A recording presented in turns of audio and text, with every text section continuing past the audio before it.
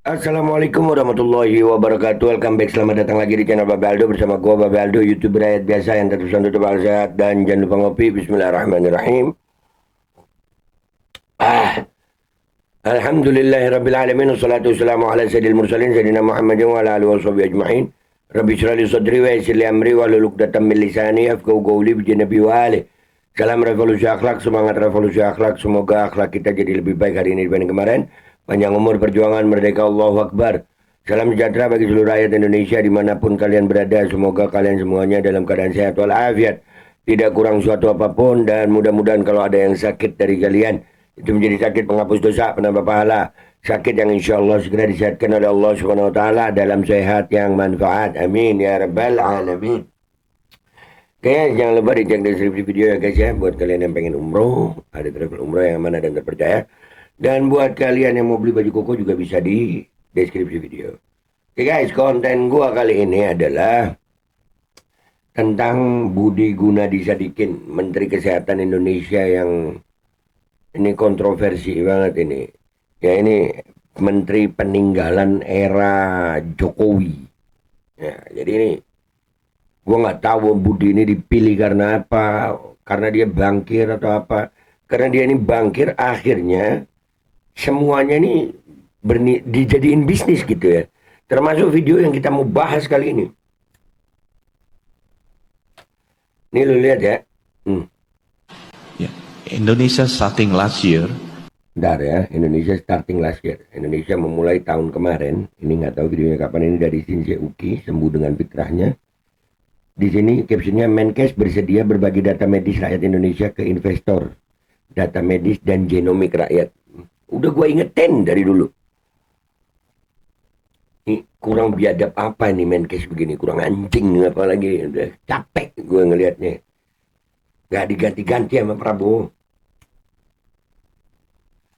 Rakyat dinabubukkan dengan masalah yang lain-lain juga. Ini terlalu banyak sih masalah di Indonesia nih. Di salah satu ini captionnya ya, di sini saya ini bangkir. Jadi saya tahu nilai dari sebuah data jika ada investor, jadi saling berbagi keuntungan. Rakyat tidak penting, yang penting dia kaya. Oke, gue kasih gambaran dulu nih sebelum gue lanjutin video ya. Kalian kalau gak datang ke rumah sakit kan data-data kalian itu semua ada di rumah sakit. Nama, NIK, alamat, semua ada. Bahkan data tentang penyakit kalian mereka ada. Nah itu mau diambil sama dia. Oke, kita dengarkan ini ya, dia ngomong apa. Gua translate bahasa Inggrisnya sebisa gue ya guys ya. Oke, kalau ada yang nggak salah atau gimana nanti tolong diperbaiki di bawah dengan komentar. Oke, lanjut. Start developing the second population database. Every country have the demographic population databases.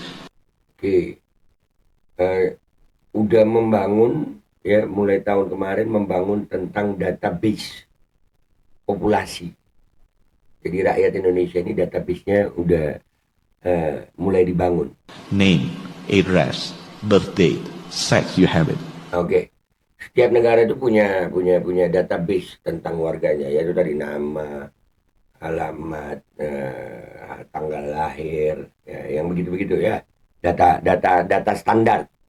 Oke, lanjut. Indonesia starting last year built a second population database. Nah, Indonesia mulai tahun kemarin sudah membangun database yang kedua. Clinical database.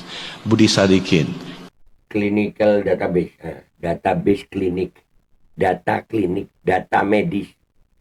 Dia contohkan dirinya. Address, age, latest cholesterol data, latest hypertension data, latest CT scan data.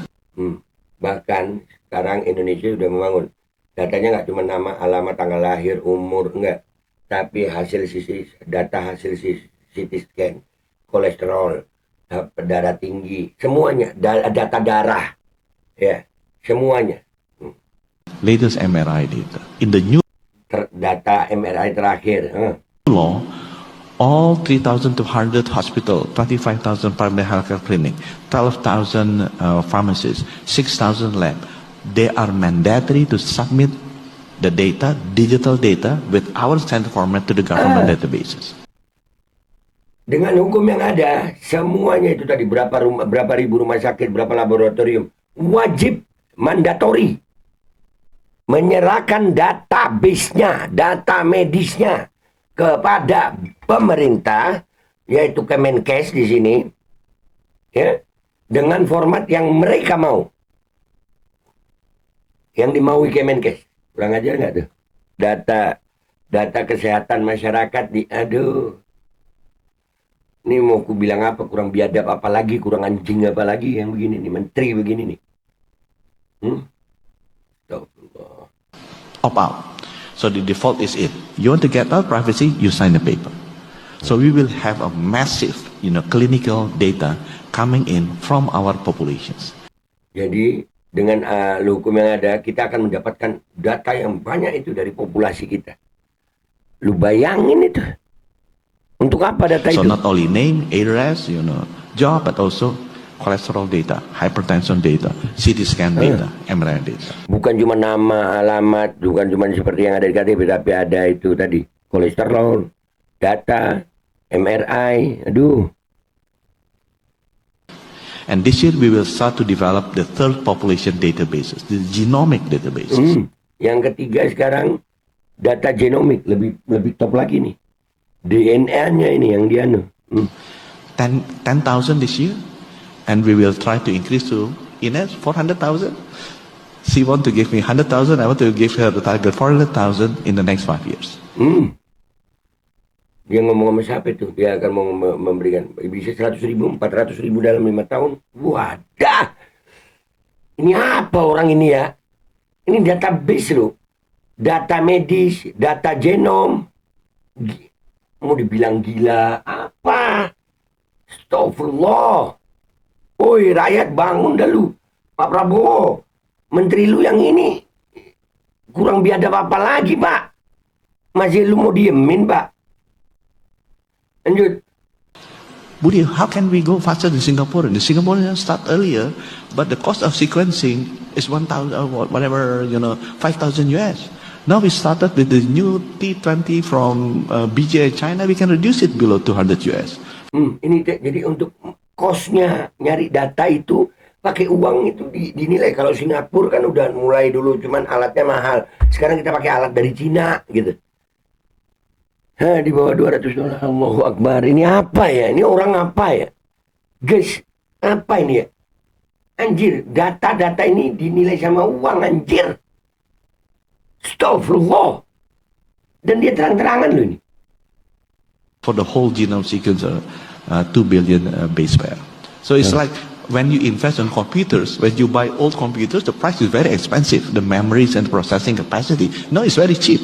So we are lucky that we enter late because we enter with the cheaper price. Jadi disamakan nih ya, teknologi untuk masalah data itu tadi kayak beli komputer. Kalau beli komputer lama itu lebih mahal, tapi kalau baru itu lebih murah. Nah, kita beruntung masuknya terlambat, jadi kita dapat alat yang lebih murah. Anjing. Astagfirullahaladzim. Anjing aja nggak seanjing ini kayaknya ya. Serius. Anjing aja nggak seanjing ini. Astagfirullah. Database, data medis, data genom rakyat. Ini. Astagfirullah. Lanjut. And then not only Budi Sadikin, address, sex, birthday, hypertension data, cholesterol data, MRI data, CT scan data, but also BRCA1, BRCA2, MGMT, EGFR, all the genomic data. And Anjing. Data genom. Kalau gue mau jelasin data genom lagi kepanjangan. Intinya penting itu data genom, guys. Hati-hati ya. Makanya kalian jangan gampang-gampang PCR. Jangan, wah ini rumah sakit jadi sumber datanya mereka anjir. Untuk ngambil data masyarakat. Rumah sakit dari sumber data mereka. Duh, makin benci gue. Bukan benci sama rumah sakitnya ya guys ya. Sistemnya. Akhirnya rumah sakit mau nggak mau karena hukum. Mandatori itu tadi. Allahu Akbar. Dipaksa anjir. Yang penting dapat cuan. Ya begitu. Asli. Kurang anjing apa lagi? Anjing aja nggak seanjing ini anjing. Can you imagine we can do massive machine learning, big data analytics, and artificial intelligence combining these three? Of course, should be an Indonesian company. You know, maybe East Venture as one of the investor.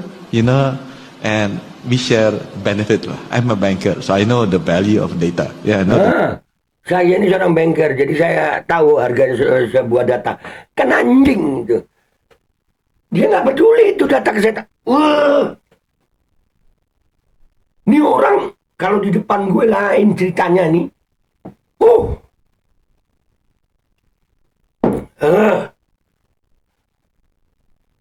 Saya seorang bankir, jadi saya tahu nilainya sebuah data. Nah, ini kita berbagi manfaat. Rakyat lu, Pak Prabowo, tolong dong.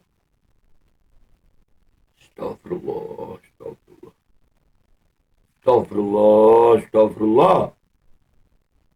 Value of data. Let's share the benefit. Let's share the upside.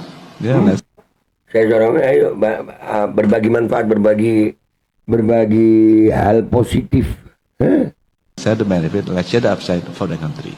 So that is two type of investment that you can do because the government are pushing it into that. Ini acara untuk menarik investor. Jadi untuk menarik investor bukan jual tanah, bukan jual itu aja, bukan jual tambang. Ini lebih parah dari tambang. Jual data kesehatan rakyat Indonesia. Ini menteri paling Bahlil aja kita marah karena begitu ya. Ini menteri paling Astagfirullah, udahlah kalian komentar. Ini share dah guys, biar Prabowo tahu bagaimana biadabnya ini orang ya. Astagfirullahaladzim, gue Bapak Aldo pamit dulu, sampai jumpa di konten gue berikutnya. Wabillahi taufiq wal hidayah, wassalamualaikum warahmatullahi wabarakatuh. Guys, share. Ini biadabnya kurang apa lagi nih? Gue yakin anjing aja nggak seanjing ini anjing.